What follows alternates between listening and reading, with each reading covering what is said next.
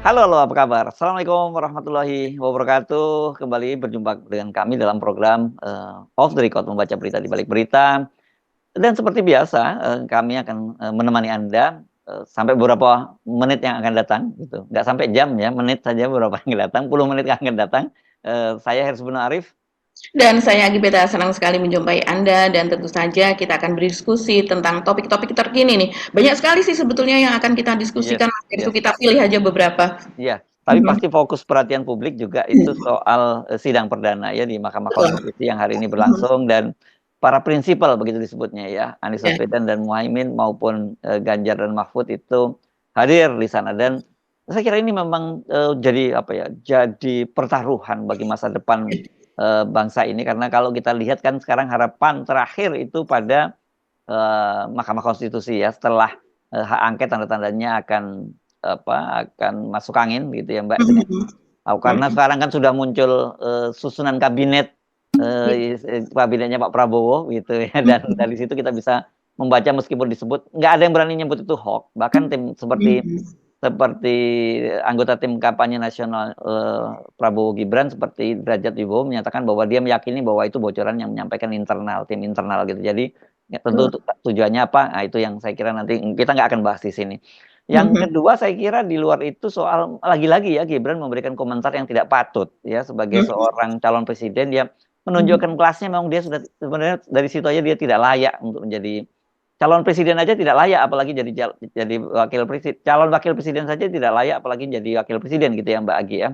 Mhm. Komentarnya lagi-lagi tentang Mahkamah Konstitusi kalau yang kemarin dikomentari itu adalah tim 01 sekarang Ganjar yang langsung Mhm. dikomentari begitu. Nah, dua topik itu saya usul nanti ada Mhm. soal penggelembungan suara, kita sebenarnya sampai bosan kita, KPU ini, ketua KPU-nya dihukum oleh Bawaslu maupun DKPP bolak-balik dihukum, ini sekarang terakhir soal penggelembungan suara Golkar di Jawa Timur gitu ya, Mhm. Mbak Agi. Mhm. Dan Iya. yang lain apa itu, Mbak Agi? Yang lain ini ada, sedang viral nih Mas Hersu, Mhm. yaitu ada dugaan begitu, petinggi PSI itu diduga melakukan kekerasan seksual atau perkosaan begitu ya Oh, terhadap kemarin seorang. sempat kita singgung ya? Kemarin sempat Kemarin kita sempat kita singgung, cuman kita tidak perdalam ya, dan oke. sekarang rupanya sudah makin mencuat gitu Mas Hersu. Dan ini sebetulnya sudah dilaporkan ke kepolisian, ke Polda Metro Jaya sejak bulan Januari ternyata. Tapi Oh, ternyata belum diperiksa begitu Mas Hersu sampai dengan sekarang. Baru sekarang ini kemudian diperiksa dengan alasan bahwa karena yang bersangkutan yaitu Ketua PSI Jakarta Barat tersebut menjadi calon legislatif DPRD DKI Jakarta begitu.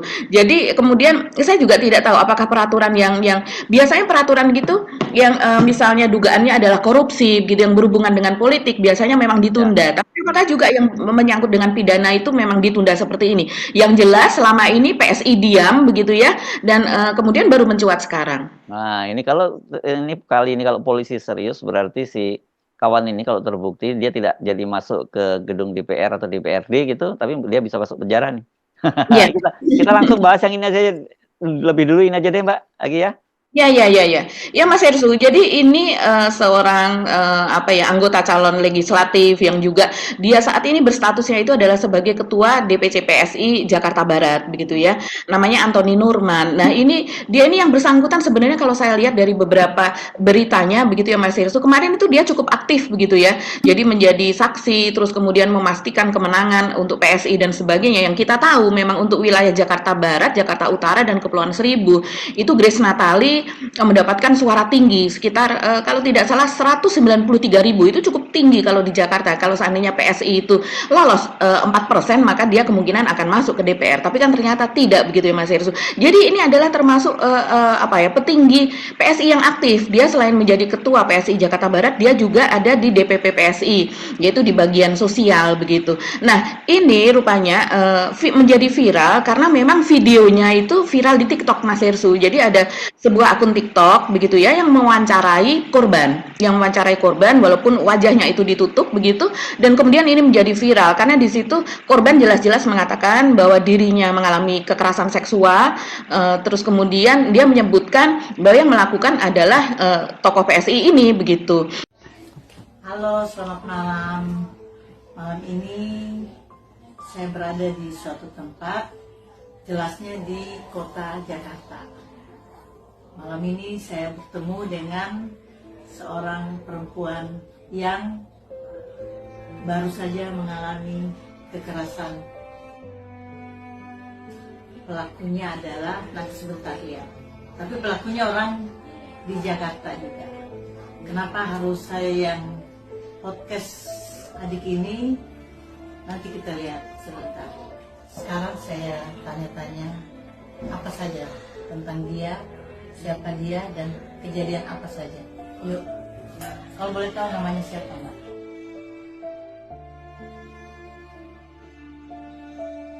Aslinya dari mana? Aku asli Solo, Jawa Tengah. Oh, Solo? Iya. Pak Jokowi dong, kenal? Iya, kenal tetanggaan. Tetangga? Iya. Oh, ternyata warganya Pak Jokowi. Sekarang anaknya kan Gibran, Iya. kenal? Kenal. Ya, ternyata Bapak Wakil Presiden Gibran ini ada warganya. Umur berapa sekarang? 29. 29. Wah, kelihatan kayak 19 nih. Kayak awal 20-an. Iya, kayak 19, 20-an. Ini bukan ini ya. Apa kalau orang Kendari, orang di sana bilang linto-linto, bukan. Ini asli, kayak orang 20-an. Wina ini adalah korban. Pelakunya siapa, Mbak? Kenal dia? Kenal. Coba. Dia ketua PSI Jakarta Barat. Oh, ketua PSI Partai Solidaritas Indonesia Jakarta Barat. Ketuanya? Ya? Iya, ketuanya. Oh, ceritanya gimana itu sampai bisa pelecehan itu terjadi gitu? Jadi alur ceritanya adalah si korban ini diiming-imingi untuk bekerja, ini berdasarkan penjelasan dia ya.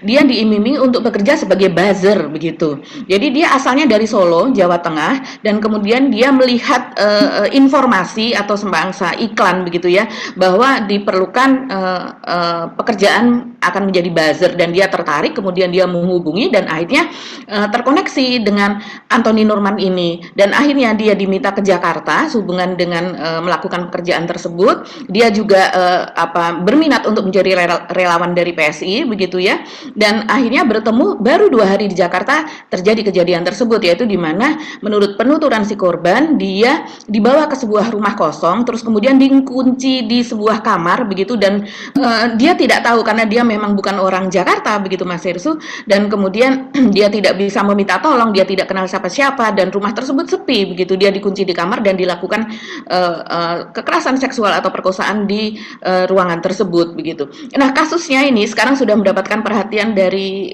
Yayasan Lembaga Bantuan Hukum Permata kalau tidak salah, dan kemudian juga sudah dilaporkan sejak Januari yang lalu ke Polda Metro Jaya, tapi belum diproses. Nah, baru sekarang ini kabarnya ini sudah mulai saksi begitu, sudah mulai dimintai keterangan. Ini mengejutkan ya Mas Irsu, dan kita juga cukup ini bagaimana PSI selama ini kalau sudah sampai ke Polda kan tentunya ini pihak PSI juga pasti sudah mengetahui, tapi ketika ditanyakan kepada Grace Natali, yaitu Wakil Ketua Dewan Pembina PSI, dia mengatakan bahwa dia belum tahu kasusnya secara detail, tapi dia mengatakan bahwa itu sudah dilaporkan ke Polda Metro Jaya. Padahal kalau kita menelusuri jejak dari Anthony Nurman ini rupanya ya cukup dekat dengan Grace Natali, karena sejarah dia kemudian bergabung dengan PSI, dia tadinya bersekolah begitu di Australia, dan kemudian bertemu dengan Grace di sana. Perbincangannya dengan Grace ini kemudian membuat dia ingin bergabung dengan PSI, sehingga dia kembali ke Indonesia tahun 2017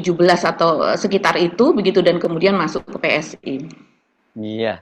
Jadi ini sekarang ini sedang diproses ya di Polda ya Mbak, kalau begitu ya, karena kalau kemarin kan katanya laporkan saja gitu kan, sebelumnya kan gitu ya Grace. Nah, tapi kalau ada kasus ternyata laporan ini sudah berlangsung cukup lama, dan saya kira kasus ini jadi merupakan tamparan juga buat PSI, karena kalau tidak salah berdasarkan jejak digitalnya PSI ini kan termasuk paling rewel ya kalau ada soal-soal begini, dan memang itu harus dilakukan memang ya, karena kalau nggak boleh peristiwa macam itu terjadi. Tapi kalau kemudian ini yang menimpa kadernya sendiri, bukan hanya kader tapi juga pimpinan partai, mengapa kesannya tinggal diam? Harusnya dalam kasus semacam ini PSI yang langsung proaktif malahan kayak gitu.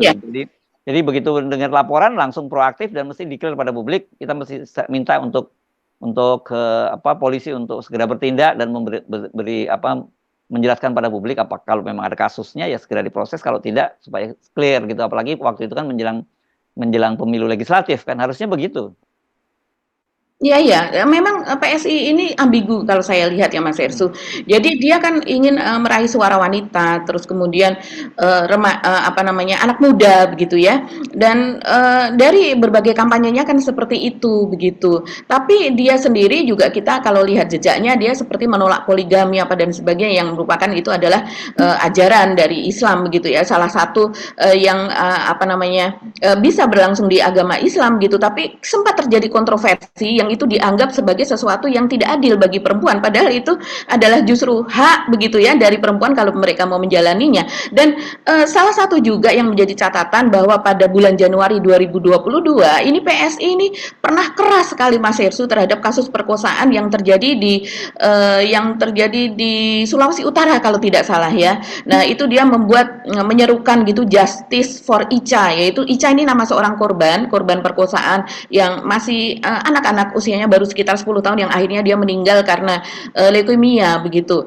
Dan ini terjadi ya di Kota Manado begitu Mas Hersu, dan kemudian PSI ini mengawal dengan sangat ketat kasus tersebut karena kemudian si pelakunya ini sempat buron begitu Mas Hersu. Dan jadi sangat disayangkan kalau seandainya untuk kasus yang lain yang dilakukan oleh pihak lain yang bukan merupakan bagian dari PSI ini tampak keras, tapi kalau ini menimpa anggota sendiri, tokoh sendiri, dan petinggi dari partai itu sendiri, maka kemudian kesannya jadi seperti menyembunyikan ketika dia tidak membuka lebih dulu persoalan tersebut gitu.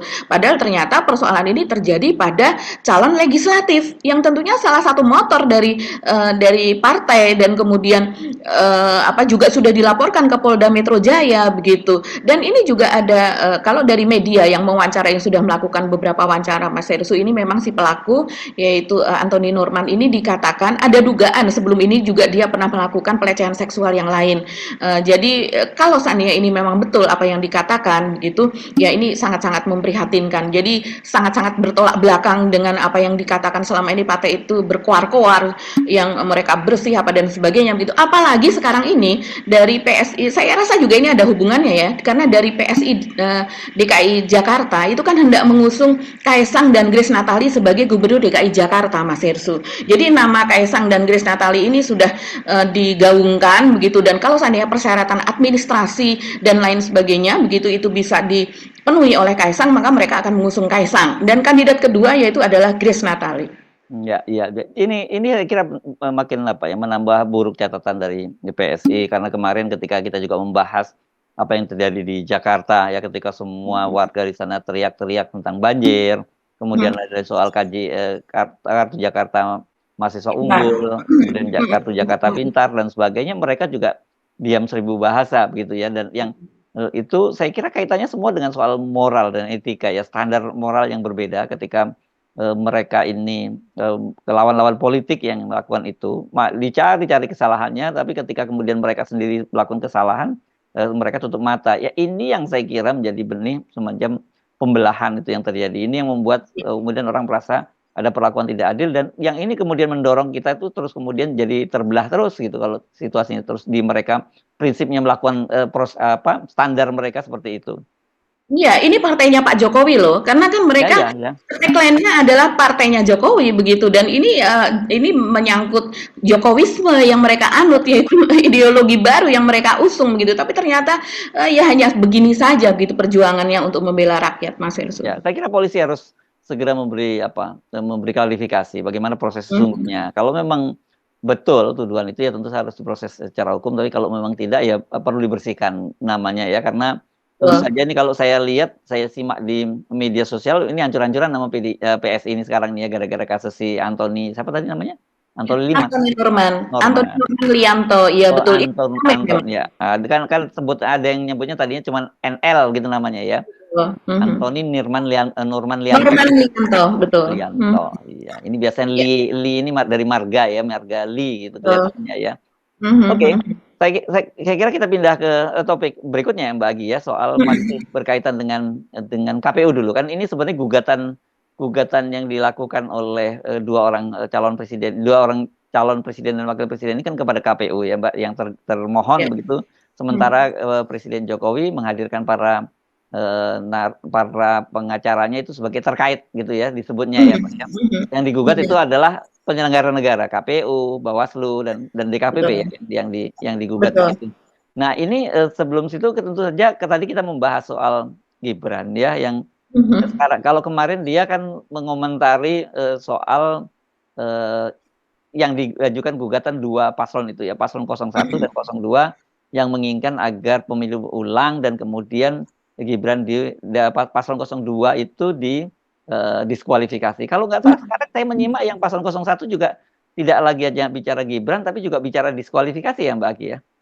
Iya, betul Mas Hersu. Jadi ini memang keduanya sudah kompak ya kalau saya lihat begitu. Mereka juga dari para pendukungnya maupun dari tim hukumnya begitu ya. Jadi saling melengkapi lah begitu. Dia seperti yang terjadi juga pada hari ini begitu yang di Mahkamah Konstitusi mereka ternyata hadir semuanya begitu ya Mas Hersu. Kan sebelumnya menjadi pertanyaan yang positif hadir Anies dan Caimin begitu, tapi ternyata dari paslon 03 juga hadir semuanya. Nah, yang Gibran ini memang menjadi apa ya Mas Hersu? Akhirnya ini cawapres kita ini tata bahasa atau mengolah begitu ya, mengolah informasinya ini memang banyak yang mengatakan ini belum matang. Kemarin tadi malam saya melihat beberapa perbincangan di televisi dari berbagai pengamat yang mereka mengatakan menyarankan kepada Gibran agar dia didampingi oleh seorang ahli komunikasi atau pakar komunikasi begitu agar menyampaikan sesuatu itu tidak yang kemudian malah menjadi polemik dan menjadi ditertawakan begitu. Ini kan dia sebetulnya mengatakan bahwa Ganjar itu ngelawak begitu ya Mas Hersu. Iya.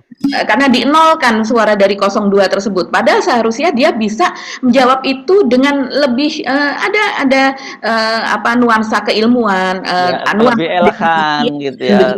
Ya, betul. lebih elegan, lebih diplomatis. Sebelumnya kan menanggapi soal pemilu diulang dan kemudian dia didiskualifikasi kan dia menyatakan bahwa apakah perlu diulang lagi sampai jagoannya menang begitu. Ya kan seperti dia menyatakan kalau kayak gitu kalau kemarin misalnya dia kalah di Mahkamah Konstitusi ketika gugatannya Almas kemarin juga ditolak, apakah kemudian akan ada gugatan-gugatan baru lagi kan gitu. Kan kita tahu kan dalam hukum itu ada yang disebut prinsip nebis in idem kan gitu ya. Nebis in idem itu kan sebuah kasus tidak boleh diadili sampai 2 kali. Jadi kan prinsip-prinsip semacam ini juga saya kira kalau misalnya gugatan yang sama diajukan lagi oleh Mahkamah Konstitusi juga akan ditolak kan gitu kalau tidak ditemukan kalau dalam istilah hukum sebagai novum baru begitu ya. Nah, sekarang dia menyebutkan yang soal dinolkan itu ya logikanya masuk akal karena prosesnya curang ya mereka harus tidak dinolkan, tidak diakui hasilnya itu kan begitu. Ya risikonya memang seperti itu. Nah sekarang dia bilang ngelawak gitu kan jadi ini betul-betul memang dia ini bocil gitu ya yang dipaksakan untuk maju ngurusan negara. Bayangkan dia untuk urusan-urusan seperti ini aja dia yang elementer aja nggak paham. Kalau sebelumnya kan dia menunjukkan bahwa dia tidak paham mekanisme demokrasi yang memang diberi ruang untuk melakukan gugatan di Mahkamah Konstitusi. Yang kedua sekarang dia juga tadi tidak menunjukkan bahwa dia punya semacam wisdom, punya sisi diplomatis dan juga yang menunjukkan bahwa ini childish gitu komentarnya dia ini. Iya, jadinya khalayak itu melihatnya seperti demikian. Ini kan hampir mirip dengan Kaisang yang beberapa waktu lalu ya, yang ketika ditanya pendapatnya soal Orde Baru apa dan sebagainya, dan dia menjawabnya dengan saya tidak begitu paham soal Orde Baru begitu. Tolong saya dikasih tahu karena saya kan memang belum lahir saat ada Orde Baru begitu. Ini jawaban mungkin jujur ya Mas Hersu. Tapi dan itu akhirnya berbalik lagi ke dia kok bisa menjadi ketua partai seseorang yang tidak paham mengenai Orde Baru. Partai itu kan memiliki visi, misi, target perjuangan, landasan apa dan sebagainya berdasarkan hal-hal yang sudah terjadi di masa lalu sehingga dia bisa memiliki target di masa depan seperti apa. Hal-hal yang buruk di masa lalu tidak akan terjadi. Bisa saja orang-orang juga yang lain anak-anak muda begitu ya seperti ketua BEM dari UI, ketua BEM dari UGM gitu mereka bisa dengan sangat berapi-api dengan penuh semangat begitu dan ternyata apa yang dikatakan itu benar begitu ya karena mereka membaca sejarah begitu. Mereka ini juga mungkin jauh lebih muda daripada Kaisang tapi mereka sangat fasih begitu ketika menjelaskan soal Orde Baru dan Orde Lama karena belajar, karena membaca begitu. Sementara sepertinya habit itu memang tidak dimiliki oleh Kaisang maupun oleh Gibran gitu Mas Hersu. Mereka ya ketika mengomentari sesuatu seperti berkomentar di media sosial dan kalau di media sosial mereka memang seperti itu cara berkomentarnya. Lucu ya, dianggap lucu gitu ya, Iya, sebenarnya. betul. Dianggap lucu dan itu meraih suara anak muda begitu. Ya ya. Ya kita sendiri juga nggak belum lahir pada waktu Perang Dunia Pertama gitu. Apalagi kemudian kita ke belakang lagi gitu persoalan sejarah dunia misalnya gitu ya. Kita juga belum lahir, tapi kan kita bisa bercerita tentang itu dan kita paham ketika ditanya soal itu kan begitu. Jadi ya Iya, memang levelnya ini sebenarnya ini nggak layak. Memang ini Mas Hersey belum lahir pada waktu zaman Joyoboyo ya. ya belum. Saya kira apa coba tinggal zaman kalau bendu juga kita belum lahir. Ini memang cilaka 13 bangsa kita ini. Betul-betul kita apa ya? Saya nggak tahu ya apa yang seperti kita singgung kemarin ini kita mesti merenung gitu. Mengapa bangsa ini kok akan mendapat, kita belum mendapat ya, tapi realitasnya kita sudah mendapat pemimpin seperti Pak Jokowi dan sebagainya ya yang merusak demokrasi dan ingin meneruskan kekuasaannya melalui dinastinya.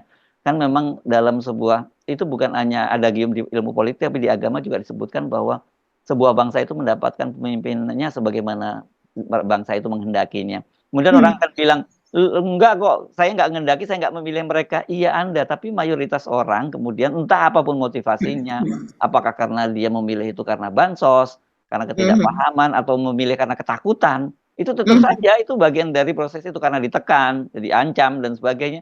Ya tetap menunjukkan mentalitas bangsa kita kan seperti itu gitu. Itu yang betul-betul kalau saya mengamati itu sekarang ini betul-betul saya merenung panjang tentang bangsa Indonesia ini dan coba bayangkan hari ini ketika berlangsung sidang di Mahkamah Konstitusi kan yang digugat itu KPU termasuk terutama ketua KPU-nya semua penggugat itu mempersoalkan bahwa Hasyim Asyari sebagai ketua KPU itu dia sudah mendapat 4 kali yang disebut baru 4 kali loh belum nanti yang kita bahas berikutnya ya 4 kali mendapat peringatan mendapat hukuman. Yang pertama adalah hukuman peringatan keras dan terakhir 2 kali dan kemudian peringatan keras saja 2 kali. Ada terakhir 2 kali kan lucu gitu ya. Terus yang berikutnya yang terakhir kemarin ini. Nah, ini kita masuk ke soal ini. Dia dihukum oleh Bawaslu ya ini Mbak Agi ya berkaitan dengan penggelembungan suara di Golkar di Jawa Timur ya Mbak Agi ya. Iya betul Mas Hersey. Jadi ini yang melaporkan adalah seorang saksi dari Partai Demokrat namanya Saman. Jadi ini kejadiannya ada di Dapil 6 Jawa Timur begitu ya. Dan yang digelembungkan adalah suara Golkar. Sebetulnya tidak banyak, tapi ini positif begitu Mas Hersey bahwa terjadi penggelembungan begitu di beberapa daerah. Yang disebutkan di situ adalah Kabupaten Blitar, Kota Blitar, Kabupaten Kediri, Kota Kediri dan juga di Kabupaten Tulung Agung begitu. Dan setelah diperiksa ini mulai bersidang kalau tidak salah tanggal 22 Maret ya. Jadi ini kejadian sesudah KPU mengumumkan atau menetapkan hasil Pilpres dan pemilu dan pileg begitu ya. Sehingga ya Bawaslu dalam hal ini hanya memberikan teguran begitu Mas Hersey dan ketika dimintakan supaya mengubah angka tersebut begitu ya karena angkanya kan sudah diumumkan di pusat. Bawaslu mengatakan bahwa itu tidak bisa diubah lagi. Jadi mereka kapasitasnya hanya bisa memberikan teguran dan kalau minta angka itu diubah maka itu harus majunya ke MK begitu. Tapi yang jelas di sini memang terjadi kesalahan standar operasional prosedur begitu Mas Hersey secara administratif, cara penghitungan dan sebagainya karena ternyata kejadiannya itu ketika diketahui bahwa suara di TPS dan kemudian suara di kecamatan itu berbeda, kemudian ditegur KPU-nya untuk mengubah itu karena sudah pasti itu salah begitu ya. Mereka tidak bersedia mengubah begitu. Padahal si saksi ini memiliki bukti-buktinya sehingga ketika dibawa ke Bawaslu ternyata ya memang betul mereka ini salah sehingga ditegur. Tapi ya itu tadi berkali-kali keteguran ini kepada KPU yang tentu saja kepada KPU ya kepada ketua KPU begitu. Ini saya rasa teguran yang terakhir dan tidak berdampak apa-apa. Ya, dan bahkan sebelumnya sebenarnya sepekan yang lalu ya kalau tidak salah itu juga DKPP menghukum juga KPU loh berkaitan dengan pencalonan anggota DPD RI Irman Gusman. Itu juga iya itu juga dijatuhi hukuman juga bersalah di KPU. Jadi ini betul-betul saya membayangkan kalau saya sebagai ketua KPU saya tidak punya keberanian lagi menunjukkan wajah kita di wajah tampil di mana di persidangan di Mahkamah Konstitusi dan ditonton orang sedunia saya kira ya karena nggak berlebihan karena di era digital ini kan banyak warga negara Indonesia dan juga pengamat-pengamat asing di dunia internasional kan mengikuti apa yang terjadi di depan yang berlangsung di Mahkamah Konstitusi. Bayangkan Mbak, situasi semacam itu. Betul-betul kita mesti merenung begitu, banyak istighfar, apalagi ini bulan Ramadan gitu, apa yang salah. Dan kalau kemudian ternyata kita akan bilang, wah saya nggak ikut bersalah ya, karena saya tidak ikut memilih paslon 02. Enggak, kita bagian dari itu juga. Itu kan, jadi kalau menggunakan terminologi agama, kita itu kenajisnya juga kenalah kita di situ ya, karena kita lumayan kalau kita masih terus bersuara begitu ya, minimal Anda menyuarakan lewat media sosial dan sebagainya. Tapi kalau Anda hanya diam saja terus kemudian menyatakan ya wis, yang penting Gusti Allah rasare gitu, yang salah seleh, nanti kan gitu-gitu hukum karma sih akan berlaku. Ya itu betul-betul Anda ikut bertanggung jawab terhadap kerusakan yang terjadi pada bangsa ini gitu. Mengingat Undang-Undang 7 tahun 2017 tentang pemilihan umum, Peraturan Badan Pengawas Pemilihan Umum nomor 7 tahun 2022 tentang penanganan temuan dan laporan pelanggaran pemilihan umum, dan Peraturan Badan Pengawas Pemilihan Umum nomor 8 tahun 2022 tentang penyelesaian pelanggaran administrasi pemilu. Memutuskan, menyatakan terlapor terbukti secara sah dan meyakinkan melakukan perbuatan yang melanggar tata cara, prosedur, dan mekanisme pada pelaksanaan rekapitulasi hasil penghitungan perolehan suara tingkat nasional.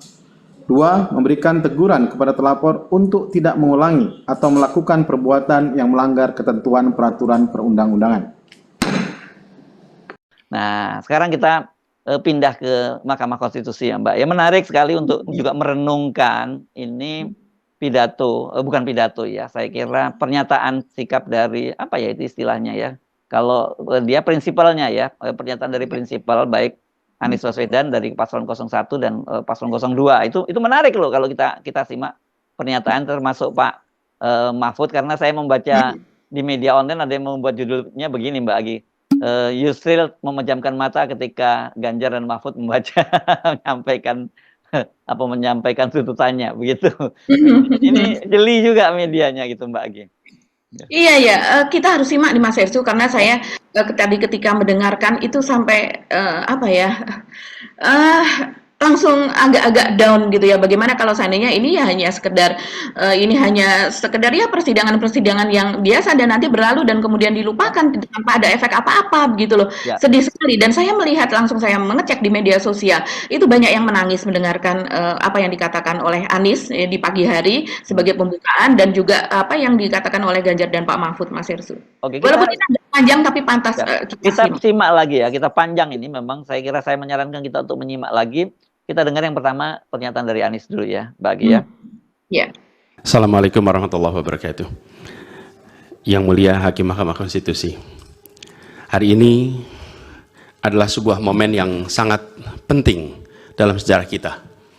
Kami berdiri dengan penuh rasa hormat di depan Mahkamah Konstitusi untuk menyampaikan sebuah situasi yang mendesak dan kritis, serta memerlukan pertimbangan mendalam dan keputusan yang bijaksana. Bangsa dan negara kita ini sedang berada di dalam titik krusial, sebuah persimpangan yang akan menentukan arah masa depan kita. Apakah kita akan melanjutkan perjalanan kita menuju kedewasaan sebagai sebuah negara demokrasi yang matang, ataukah kita akan membiarkan diri tergelincir kembali ke bayang-bayang era sebelum reformasi yang justru kita hendak jauhi?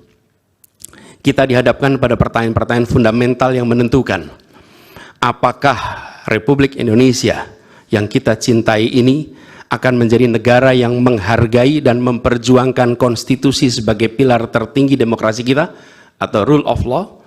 Apakah kita akan mereduksi konstitusi menjadi sekedar alat untuk pelanggengan kekuasaan tanpa pengawasan, rule by law? Kita harus memutuskan apakah kita akan menjadi negara yang mengakui dan menghormati hak setiap individu untuk menentukan pikiran dan menyuarakan pilihannya secara bebas dan independen yang merupakan esensi dari demokrasi, atau kita justru berpaling dari prinsip tersebut dan memilih di mana suara oligarki diberi prevalensi, mengesampingkan kesejahteraan umum dan mengabaikan kepentingan nasional yang lebih luas.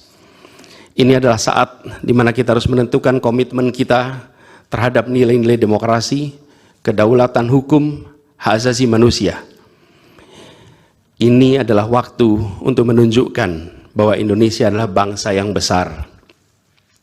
Bangsa yang besar bukan hanya dalam aspek wilayah, bukan hanya aspek populasi, bukan hanya aspek angka-angka ekonomi, tapi juga bangsa yang besar karena kebijaksanaannya, karena keberaniannya, karena integritasnya di dalam menegakkan demokrasi dan konstitusi. Yang mulia Hakim Mahkamah Konstitusi, sejak zaman pra-kemerdekaan, bangsa dan negara kita telah menapaki berbagai persimpangan krusial yang menentukan arah dan nasib bangsa Indonesia. Tidak semua keputusan-keputusan yang dibuat adalah keputusan yang tepat. Sebagian adalah keputusan yang tidak tepat. Dan itu dicatat di dalam sejarah kita. Semua yang terlibat dicatat sebagai bagian dari perjalanan sejarah Indonesia. Karena itu, saat yang berharga ini, kita juga dihadapkan pada kenyataan yang sama. Peristiwa yang sedang berlangsung hari-hari ini akan menjadi bagian dari catatan sejarah perjalanan Republik kita, sebagaimana perjuangan kita sejak pra-kemerdekaan. Ini adalah saatnya bagi kita di persimpangan yang kritis ini untuk mengambil pelajaran dari sejarah, berdiri dengan keberanian moral dan intelektual untuk menentukan masa depan kita dengan keputusan yang akan memperkuat pondasi demokrasi, memperkuat pondasi keadilan di dalam negara kita. Yang mulia Hakim Mahkamah Konstitusi, kita telah menyaksikan berjalannya satu babak penting dalam demokrasi kita bulan lalu, yaitu proses pemilihan umum yang angka suaranya telah diumumkan secara resmi oleh Komisi Pemilihan Umum. Tapi perlu kami garis bawahi dan kita semua sadari bahwa angka suara tak mutlak menentukan kualitas dari demokrasi. Tak otomatis mencerminkan kualitas secara keseluruhan. Setiap tahapan proses pemilihan, mulai dari persiapan awal hingga pengumuman, haruslah konsisten dengan prinsip-prinsip kebebasan, kejujuran, keadilan. Dan prinsip-prinsip ini bukan formalitas, ini bukan sekedar ada di teks, tapi ini pondasi esensial yang harus dijaga untuk membangun dan memelihara sistem demokrasi yang sehat, yang stabil, dan yang berkelanjutan. Pemilihan umum yang bebas, jujur, adil adalah pilar yang memberi legitimasi kuat pada pemerintahan yang terpilih, yang bisa membawa kepercayaan publik serta memperkuat pondasi institusi pemerintahan. Tanpa itu, legitimasi, kredibilitas dari pemerintah yang terpilih akan diragukan. Lebih jauh lagi, pemilihan yang dijalankan secara bebas, secara jujur dan adil adalah sesungguhnya pengakuan atas hak dasar setiap warga negara dalam menentukan arah dan masa depan negara mereka sendiri. Ini adalah wujud tertinggi dari kedaulatan rakyat, di mana setiap suara dapat disampaikan dan dihitung tanpa tekanan, tanpa ancaman, tanpa iming-iming imbalan. Pertanyaannya, apakah Pilpres 2024 kemarin telah dijalankan secara bebas, jujur, dan adil? Izinkan kami menyampaikan jawabnya, tidak. Yang terjadilah sebaliknya. Dan ini terpampang secara nyata di hadapan kita semua. Kita menyaksikan dengan keprihatinan mendalam serangkaian penyimpangan yang telah mencoreng integritas proses demokrasi kita. Mulai dari awalnya, independensi yang seharusnya menjadi pilar utama dalam penyelenggaraan pemilu telah tergerus akibat intervensi kekuasaan yang tidak seharusnya terjadi. Di antara penyimpangan yang kita saksikan adalah penggunaan institusi negara untuk memenangkan salah satu calon yang secara eksplisit tidak memenuhi kriteria yang ditetapkan. Terdapat pula praktek yang meresahkan, di mana aparat daerah mengalami tekanan, bahkan diberikan imbalan untuk mempengaruhi arah pilihan politik, serta penyalahgunaan bantuan-bantuan dari negara, bantuan sosial yang sejatinya diperuntukkan untuk kesejahteraan rakyat, malah dijadikan sebagai alat transaksional untuk memenangkan salah satu calon. Bahkan intervensi ini sempat merambah hingga pemimpin Mahkamah Konstitusi. Ketika pemimpin Mahkamah Konstitusi yang seharusnya berperan sebagai jenderal benteng pertahanan terakhir menegakkan prinsip-prinsip demokrasi terancam oleh intervensi, maka pondasi negara kita, pondasi demokrasi kita berada dalam bahaya yang nyata. Lebih jauh lagi, skala penyimpangan ini tidak pernah kita lihat sebelumnya, Yang Mulia. Kita pernah menyaksikan penyimpangan seperti ini di skala yang kecil, pilkada, populasi kecil, tapi dalam skala yang amat besar dan lintas sektor baru kali ini kita semua menyaksikan. Karena itulah nanti izinkan kami nanti melalui tim hukum nasional dan Timnas Amin akan menyampaikan seluruh argumen dan bukti-buktinya atas penyimpangan dan pelanggaran kepada Yang Mulia Majelis Hakim Mahkamah Konstitusi ini. Kami, waktunya 2 menit lagi. Yang Mulia Hakim Mahkamah Konstitusi yang kami hormati, kami muliakan. Apa yang kita saksikan ini bukanlah peristiwa biasa. Ini adalah titik klimaks dari sebuah proses yang panjang. Penggerogotan atas demokrasi, di mana praktek-praktek intervensi dan ketaatan pada tata kelola pemerintahan secara pelan-pelan tergerus. Oleh karena itu, Yang Mulia Hakim Mahkamah Konstitusi, di hadapan Yang Mulia, kini terbentang satu momen paling krusial dalam perjalanan demokrasi kita. Di pundak Yang Mulia terpikul tanggung jawab yang amat besar untuk menentukan arah masa depan demokrasi kita. Apakah kita akan melangkah dalam persimpangan jalan ini menjadi sebuah republik dengan rule of law atau rule by law? Demokrasi yang makin matang atau kemunduran yang sulit untuk diluruskan di tahun-tahun ke depan? Bila kita tidak melakukan koreksi saat ini, maka akan menjadi presiden ke depan di setiap pemilihan di berbagai tingkat. Bila kita tidak melakukan koreksi, maka praktek yang terjadi kemarin akan dianggap sebagai kenormalan dan menjadi kebiasaan, lalu menjadi budaya, dan akhirnya menjadi karakter bangsa. Yang Mulia Majelis Hakim Mahkamah Konstitusi, dengan rasa hormat dan penuh harap, mohon peristiwa ini jangan dibiarkan melewat tanpa dikoreksi.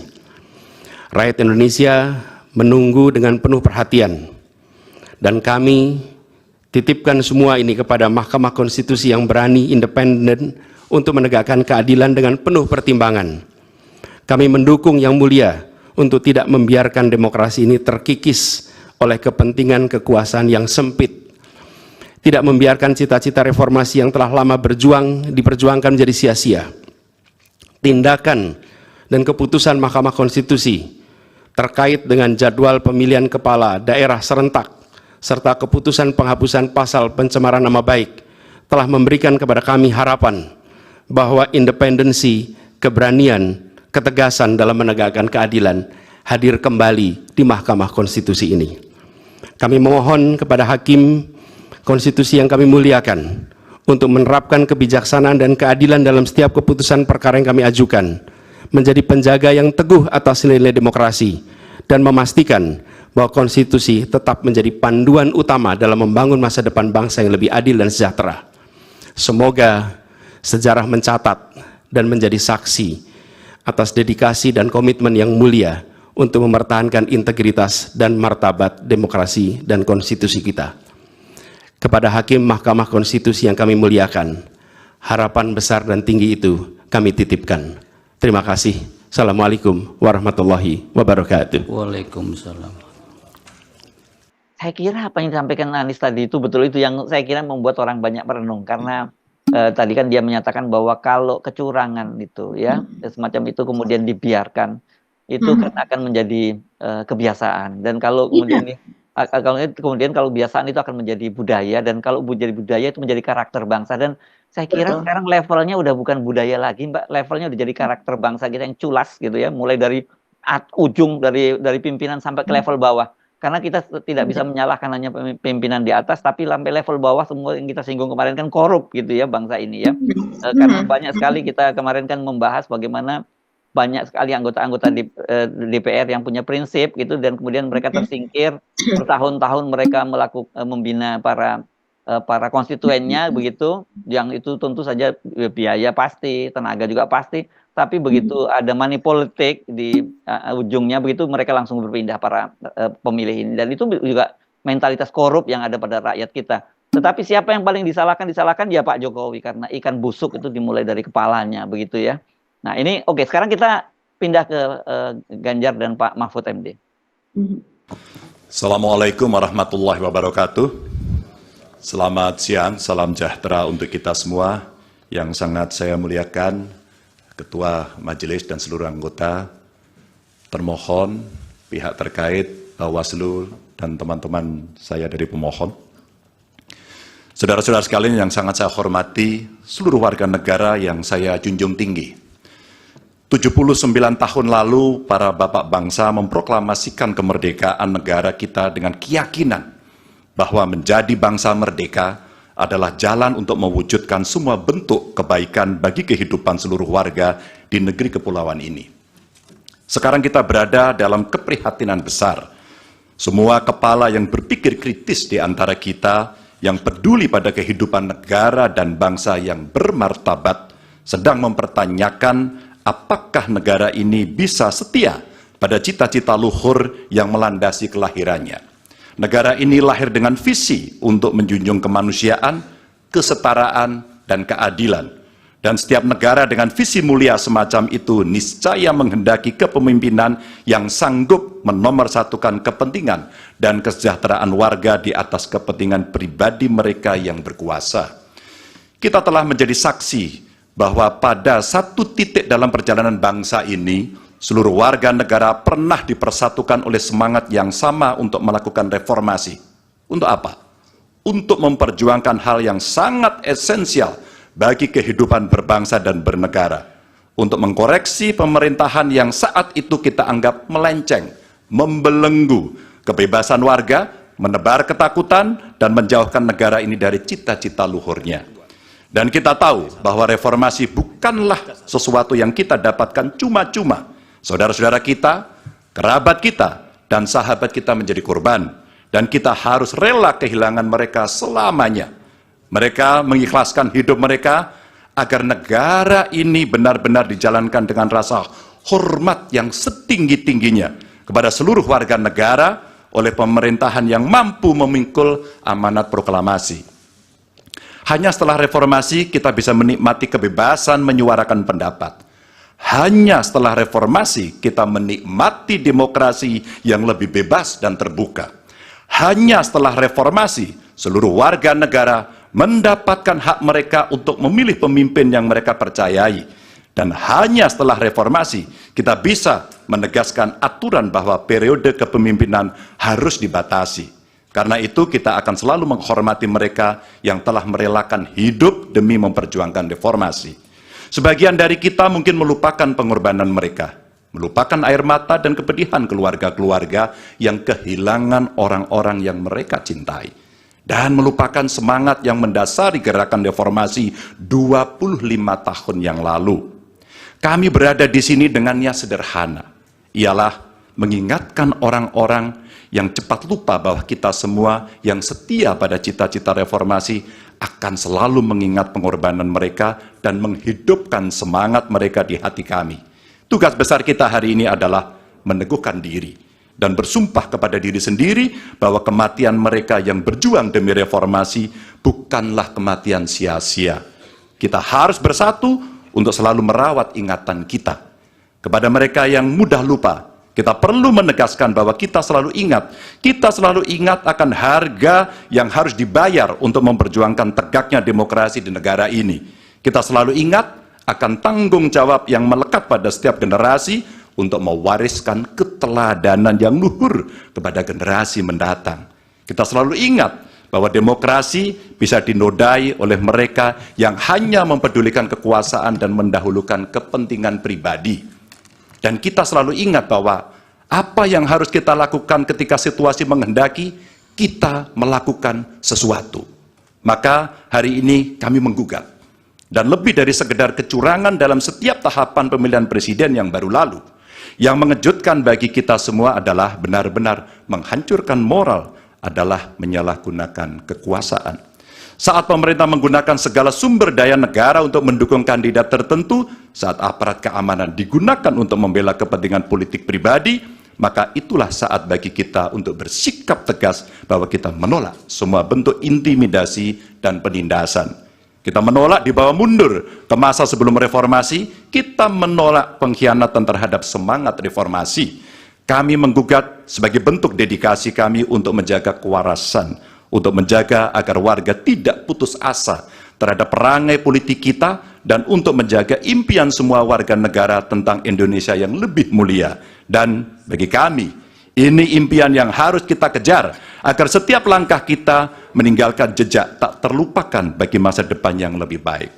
Terima kasih, dan Tuhan merahmati kita semua, Tuhan merahmati Indonesia. Wassalamualaikum warahmatullahi wabarakatuh. Waalaikumsalam. Assalamualaikum warahmatullahi wabarakatuh.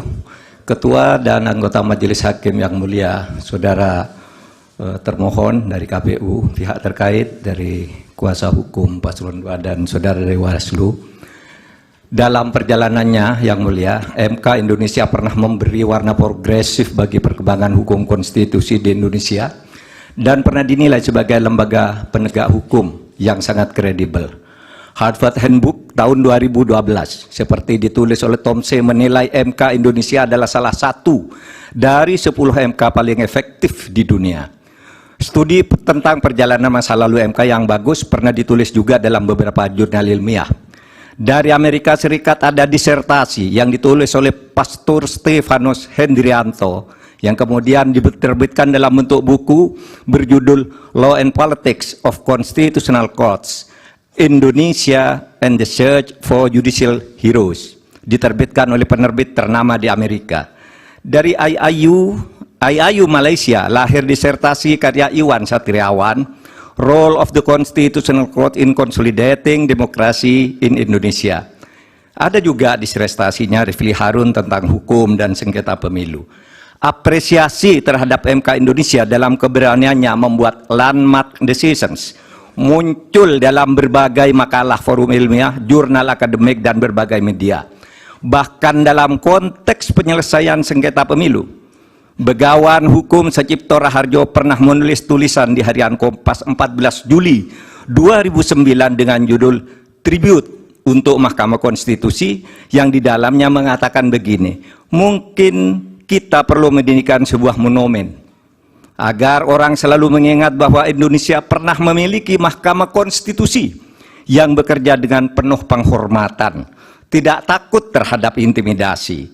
Harian Media Indonesia 7 Juli 2009 menulis editorialnya dengan judul Hormat untuk Mahkamah Konstitusi, yang alinea pertamanya dimulai dengan kalimat untung ada Mahkamah Konstitusi.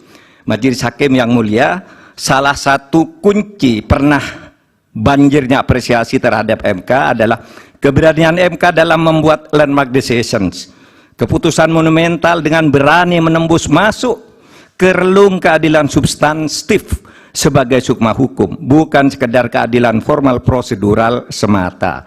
Dalam hal pengujian undang-undang misalnya, teori OPL atau Open Legal Policy itu lahir atau sekurang-kurangnya secara resmi digunakan pertama kali oleh Mahkamah Konstitusi. Dalam hal pelaksanaan pemilu, MK memperkenalkan pelanggaran TSM yang kemudian diadopsi di dalam tata hukum kita. Mahaguru Hukum Tata Negara Profesor Yusril Iza Mahendra saat ikut menjadi ahli pada sengketa hasil pemilu 2014 dan bersaksi di MK pada tanggal 15 Juli mengatakan bahwa penilaian atas proses pemilu yang bukan hanya pada angka harus dilakukan oleh MK. Pandangan ini bukan pandangan lama, melainkan pandangan yang selalu baru, yang justru terus berkembang sampai sekarang, menjadikan MK hanya sekedar mahkamah kalkulator, menurut Pak Yusril, adalah justru merupakan pandangan lama yang sudah diperbarui sekarang. Di berbagai negara judicial activism banyak dilakukan oleh Mahkamah Konstitusi maupun Mahkamah Agung. Beberapa negara membatalkan hasil pemilu yang dilaksanakan secara curang dan melanggar prosedur seperti Australia, Ukraina, Bolivia, Kenya, Malawi, dan Thailand serta beberapa negara yang satu disebut ada Belarusia yang dinilai sebagai shame institution atau institusi pengadilan palsu karena selalu diintervensi oleh pemerintah. Akhirnya kami tahu sungguh berat bagi MK dalam sengketa hasil pemilu ini. Pastilah selalu ada yang datang kepada hakim yang mulia untuk mendorong agar permohonan ini ditolak. Dan pasti ada pula yang datang yang meminta agar MK mengabulkannya. Yang datang mendorong dan meminta itu tentu tidak harus orang atau institusi, melainkan bisikan hati nurani yang datang bergantian di dada para hakim, yaitu bisikan yang selalu terjadi antara ammaroh dan mutmainnah. Saya memaklumi, tidak mudah bagi para hakim untuk menyelesaikan perang batin ini dengan baik. Tetapi akhirnya kami berharap MK mengambil langkah penting untuk menyelamatkan masa depan demokrasi dan hukum di Indonesia. Jangan sampai timbul persepsi bahkan kebiasaan bahwa pemilu hanya bisa dimenangkan oleh yang punya kekuasaan atau yang dekat dengan kekuasaan dan mempunyai uang berlimpah. Jika ini dibiarkan terjadi, berarti keberadaan kita menjadi mundur. Kami berharap agar Majelis Hakim MK dapat bekerja dengan independen, penuh martabat dan penghormatan. Bagi kami yang penting bukan siapa yang menang, siapa yang kalah. Bagi kami, masalah ini adalah beyond election, melainkan harus merupakan edukasi kepada bangsa ini untuk menyelamatkan masa depan Indonesia dengan peradaban yang lebih maju melalui antara lain berhukum dengan elemen dasar sukmanya, yaitu keadilan substantif, moral, dan etika. Terima kasih Yang Mulia. Assalamualaikum warahmatullahi wabarakatuh. Waalaikumsalam. Sama juga ini saya kira dalam ini apa yang disampaikan oleh keduanya, Mbak Agi ya. Iya, iya, Mas Hersu. Jadi kita berharap ya Mas Hersu apa yang dikatakan oleh baik tim 01 maupun 03 begitu ya, nanti tidak ada kendala dan juga tidak ada tekanan dan tidak ada intimidasi terhadap para saksi. Karena kabarnya ini kan memang dari 03 misalnya itu sudah berkali-kali mengatakan bahwa saksi-saksi yang sudah mereka persiapkan seperti kepala desa apa dan sebagainya, bahkan pernah juga menyebut ada Kapolda yang akan bersaksi dan terutama untuk kepala desa ini banyak yang mundur Mas Hersu. Begitu juga saksi-saksi mereka yang bertugas di TPS dan sebagainya. Jadi ya saya tidak tahu apa yang terjadi sekarang. Ada masih tersisa ada berapa saksi. Tapi saya rasa mereka yang kemudian berani bersaksi di MK ini akan menjadi pahlawan begitu ya. Yang kita akan ingat karena mereka ini berani menembus segala segala kecurangan dan segala konsekuensi yang mungkin barangkali tidak hanya mendapatkan intimidasi begitu ya dari aparat atau apa begitu, tapi juga bisa jadi dikucilkan dari keluarganya begitu Mas Hersu. Karena memang pembelahan saat ini juga sangat dalam sekali dan kita juga berharap bahwa seperti Ibu Menteri Keuangan Sri Mulyani begitu nantinya juga akan bisa menjadi saksi di MK karena seperti dikatakan dari tim 01 pun juga menginginkan itu, 03 juga Ibu Risma begitu. Ibu Risma saya rasa ini sudah pasti Mas Hersu karena sudah disebut-sebut dari sebelumnya dan kita tahu Ibu Risma ini sudah mengakui sendiri dan seperti dikatakan oleh sekjen dari PDIP Hasto yang mengatakan bahwa Ibu Risma ini sudah perlakuannya sudah berbeda begitu kan di rapat kabinet dan juga dia seperti terasingkan juga di situ begitu dan apalagi dia tidak diajak oleh Pak Jokowi untuk bagi-bagi bansos yang memang kemudian sudah direncanakan bersama Pak Jokowi dan tim tanpa melibatkan Ibu Risma. Saya rasa ini kalau dia sampai hadir di persidangan MK begitu ini akan menjadi membuka banyak sekali praktek-praktek kecurangan di lapangan. Oke. Saya kira ini ya, ini penting Anda terus menyaksikan, mengikuti detik demi detik itu apa yang terjadi berlangsung di Mahkamah Konstitusi karena ini menjadi pertaruhan masa depan demokrasi kita dan juga masa depan bangsa kita ini. Dan kemudian jangan lupa untuk selalu memberikan support gitu ya. Dan ini bukan soal menang atau kalah ya. Nah, sekali lagi kalau toh kemudian katakanlah keputusan dari Mahkamah Konstitusi juga tidak seperti kita harapkan, jangan merasa kalah. Karena yang kita perjuangkan itu bukan kalah menang tetapi value dan value itu akan selalu menang sampai kapanpun. Saya kira itu ya Mbak Agi ya. Iya. Okay. Mari kita akhiri perbincangan kita kali ini. Sampai jumpa lagi esok. Kami mohon pamit. Saya Hersmono Arif. Dan saya Agi Beta, terima kasih atas perhatian Anda. Tetap salam 0%. Wassalamualaikum warahmatullahi wabarakatuh. Assalamualaikum warahmatullahi wabarakatuh.